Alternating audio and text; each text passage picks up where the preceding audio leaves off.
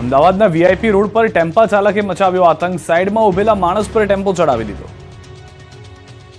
6 સેકન્ડનો આ વિડીયો હચમચાવી નાખે એવો છે। પૂરપાટ આવેલો ટેમ્પો જાણે કે યમરાજ બનીને રોડની સાઈડમાં ઊભેલી વ્યક્તિને જ મારવા આવ્યો હોય એમ સીધો જ પહોંચી ગયો। ઘટના અમદાવાદના બોપલ વિસ્તારની છે, જ્યાં વીઆઈપી રોડ નજીક અકસ્માતમાં એકનું મોત થયું। જો કે અકસ્માતની 16 સેકન્ડ પહેલા એ વ્યક્તિ જ્યાં બેઠી હતી ત્યાં જ બેઠી રહી હોત તો વાળ પણ વાંકો ન થાત। અકસ્માતના શરૂઆતના દ્રશ્યમાં જોઈ શકાય છે કે સાંજે 6:10 અને 45મી સેકન્ડે એ વ્યક્તિ બાકડા પર બેઠી છે, પરંતુ બાદમાં તે ત્યાંથી ઊભી થઈ અને આગળ આવે છે, જેની 14-15 સેકન્ડમાં જ કાળમુખો ટેમ્પો મોત બનીને તેના પર ત્રાટકે છે।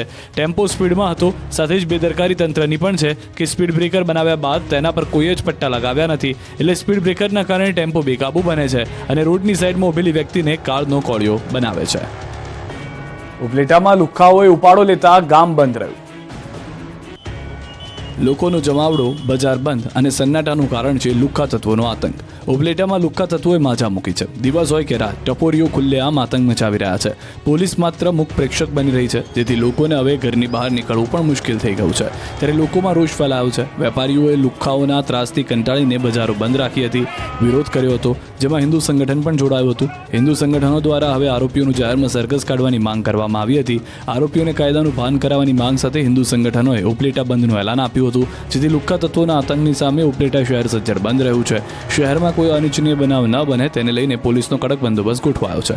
મહત્વનું છે કે ઉપલેટામાં ખુલ્લી છરી સાથે જાહેરમાં ધમાલ કરી હતી, જેને લઈ લોકોમાં ભારે રોષ જોવા મળ્યો। મોડી રાત્રે હજારો લોકો બાપુના બાવળા ચોક ખાતે આવ્યા હતા। શહેરની શાંતિ ડહોળનાર આરોપીનું સરઘસ કાઢવાની માંગ કરી। ડીવાયએસપીએ લોકોને સમજાવતા મામલો થાળે પડ્યો। 2 દિવસ પહેલા રિક્ષા ચાલક સાથે નજીવી બાબતે બોલાચાલી કરી, જાહેરમાં છરી સાથે રસ્તા પર લોકોને ધમકી આપી। ખુલ્લી છરી સાથે અબુ ઉર્ફે ડાડુ મિયાણીએ ધમકી આપી હતી। શાહરૂખ નામના શખ્સે રિક્ષા ચાલક સાથે મારામારી કરી હતી। પોલીસે આરોપીની ધરપકડ કરી। ધોરાજીથી સમાચાર। વધુ એક સ્વામી વિવાદમાં ફરેણી ગુરુકુલના ખજાનચીનો વિડીયો વાયરલ થયો છે। સૃષ્ટિ વિરુદ્ધના કૃત્યનો વિડીયો વાયરલ થયો છે। વિડીયો 8 મહિના જૂનો હોવાનું અનુમાન છે। વિડીયો વાયરલ થતા સત્સંગીઓમાં રોષ છે। આ અંગે ટ્રસ્ટીએ જણાવ્યું કે સ્વામીને અમે પદભ્રષ્ટ કરી દીધા છે।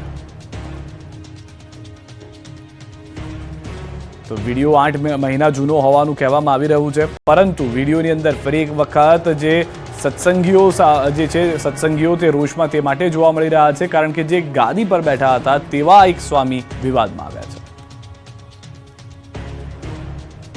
ડાકોર મંદિર કમિટીનો વિવાદિત નિર્ણય। ઇતિહાસમાં પ્રથમવાર ઠાકોરજીની આરતીનું સ્થળ બદલાશે। તારીખ 1 માર્ચથી નિર્ણયની થશે અમલવારી।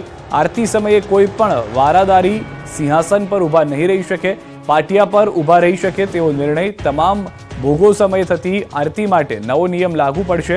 હવેથી નીચેથી સન્મુખ ઊભા રહીને વારાદારીઓએ આરતી ઉતારવાની રહેશે। નિર્ણયને લઈ ભક્તોમાં રોષની લાગણી છે। ટેમ્પલ કમિટીએ માંગ્યો છે પોલીસ બંદોબસ્ત। મંગળા સમયે વારાદારીનો ખેસ સળગતા નિર્ણય, જેને લઈને ડાકોર ટેમ્પલ કમિટીની ડિસેમ્બરમાં મીટિંગ થઈ હતી, જેમાં આ અંગે ઠરાવ કરાયો હતો, જેનો 1 માર્ચ શનિવારથી અમલ કરાશે। જો ભગવાન સન્મુખ ઊભા રહી વારાદારી આરતી ઉતરે તો ભક્તોને રણછોડજીના દર્શનમાં થઈ શકે છે મુશ્કેલી। વર્ષોથી ચાલી આવતી પ્રથા એક ઘટનાને લઈ બદલવાના નિર્ણયને લઈને ભક્તોમાં રોષની લાગણી છે। આવતીકાલની આરતી માટે ડાકોર ટેમ્પલ કમિટીએ માંગ્યો છે પોલીસ બંદોબસ્ત। રાજકોટમાં પાર્સલની ચોરી કરી ગઠિયો રફુચક્કર થઈ ગયો, તો જૈન દેરાસરમાં પણ ત્રાટક્યા ચોર। રાજકોટના જીવરાજ પાર્ક વિસ્તારમાં ગઠિયાએ ધોળા દિવસે ચોરી કરી। પ્રદ્યુમન એસ્પાયર બિલ્ડિંગ પાસે ડિલિવરી મેનના એક્ટિવામાંથી પાર્સલ ચોરી કરી ગઠિયો રફુચક્કર થઈ ગયો, જેના સીસીટીવી ફૂટેજ પણ જોવા મળ્યા। દ્રશ્યમાં જોઈ શકાય છે કે આ ગઠિયો બાઇક લઈને ઊભો છે અને એક્ટિવામાં રહેલા પાર્સલને જોઈ રહ્યો છે। જેમ ડિલિવરી બોય પાર્સલની ડિલિવરી કરવા ગયો અને આ ગઠિયો આખા પાર્સલનો થેલો લઈને રફુચક્કર થઈ ગયો। આ મામલે પોલીસમાં ફરિયાદ નોંધાઈ છે। તો રાજકોટ શહેરના ચૌધરી હાઈસ્કૂલ સામે આવેલા ચિંતામણી પાર્શ્વનાથ દેરાસરમાં ચોર ત્રાટક્યો હતો।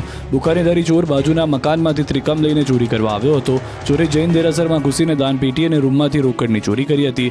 ચોરી કરી ભાગવા જતો હતો ત્યારે દેરાસરમાં અવાજ થતા ચોકીદારે જાગીને દેકારો કરતા ચોર દાન પેટીનો ઘા કરી નાસી ગયો હતો। પોલીસની પ્રાથમિક તપાસમાં દેરાસરની બાજુમાં આવેલા અવાવરૂ મકાનમાંથી મોડી રાત્રિના ધાબળા અને ત્રિકમ સાથે ઘૂસેલા ચોરે દાન પેટી તોડી તેમાંથી રોકડની ચોરી કર્યા બાદ મંદિરના રૂમમાંથી રોકડની ચોરી કરી હોવાનું સામે આવ્યું છે।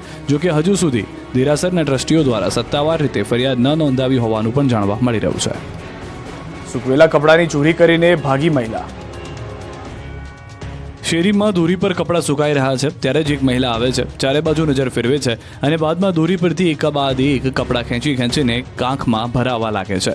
દ્રશ્ય જોઈને એવું લાગે કે સુકાઈ રહેલા કપડાં લઈ રહી છે, પરંતુ બાદમાં મહિલા તરત જ કપડાં લઈને સ્કૂટર પર બેસી રફુચક્કર થઈ જાય છે. ઘટના જામનગરના રામેશ્વર નગરમાં આવેલા વિનાયક પાર્કની છે, જ્યાં એક મહિલાએ કપડાની ચોરી કરીને સૌને ચોંકાવી દીધા છે. સમગ્ર ઘટનાના સીસીટીવી હાલ ચર્ચાનું કેન્દ્ર બન્યા છે, કારણ કે આ પ્રકારે કપડાની ચોરીની ઘટના સૌને ચોંકાવી રહી છે. વડોદરામાં કપડાની દુકાનમાં મહિલાઓએ કરી કપડાની ચોરી. કપડાની દુકાનમાં 4 મહિલાઓ ડ્રેસ મટીરિયલની ચોરી કરતી રંગે હાથે પકડાઈ. વડોદરા શહેરના નવા યાર્ડ વિસ્તારમાં અસ્મા કલેક્શન ડ્રેસ મટીરિયલની દુકાનમાં 4 મહિલાઓ ગ્રાહકના સ્વાંગમાં આવી હતી. દુકાનમાં 4 મહિલાઓને ત્યાં ઉપસ્થિત યુવક દ્વારા ડ્રેસનું સિલેક્શન બતાવવામાં આવી રહ્યું હતું. તે દરમિયાન દુકાનમાં આ 4 મહિલાઓ ડ્રેસ જોવાના બહાને ચોરી કરતી નજરે પડે છે. આશરે 30 થી 40 હજારના ડ્રેસ આ મહિલાઓ ચોરીને રફુચક્કર થઈ ગઈ. વેપારી દ્વારા ફતેગંજ પોલીસને જાણ કરી. ભરૂચના જંબુસરમાં ગિલોલ ગેંગ ગોડાઉનમાં ત્રાટકી. ભરૂચના જંબુસરમાં ઠંડા પાણી એજન્સીના ગોડાઉનમાં ચોર ત્રિપુટી ત્રાટકી હતી. ગોડાઉનનું શટર તોડી ગિલોલ ગેંગ પ્રવેશી હતી. મોઢા પર બુરખા બાંધી ઘૂસી રોકડ રૂપિયા અને અન્ય વસ્તુઓની ચોરી કરી હતી. દ્રશ્યોમાં જોવા મળી રહ્યું છે કે 3 શખ્સો ગોડાઉનમાં પ્રવેશી ખાખા ખોળા કરી રહ્યા છે. કોઈ કાઉન્ટર ખોલી ચોરી કરી રહ્યું છે તો અન્ય વસ્તુઓ પોતાના ખિસ્સામાં ઠૂસી રહ્યું હતું. ચોરી કરી રફુચક્કર થઈ ગયા. આ વિસ્તારમાં છેલ્લા કેટલાક દિવસથી ગિલોલ ગેંગનો આતંક વધી રહ્યો છે. થોડા દિવસ અગાઉ ટંકારિયા ગામે પણ ગિલોલ ગેંગે ચોરી કરી હતી. ગિલોલ લઈને ત્રિપુટી ચોરી કરવા આવે છે એટલે લોકો પણ ફફડે છે, ત્યારે પોલીસે તપાસ હાથ ધરી છે.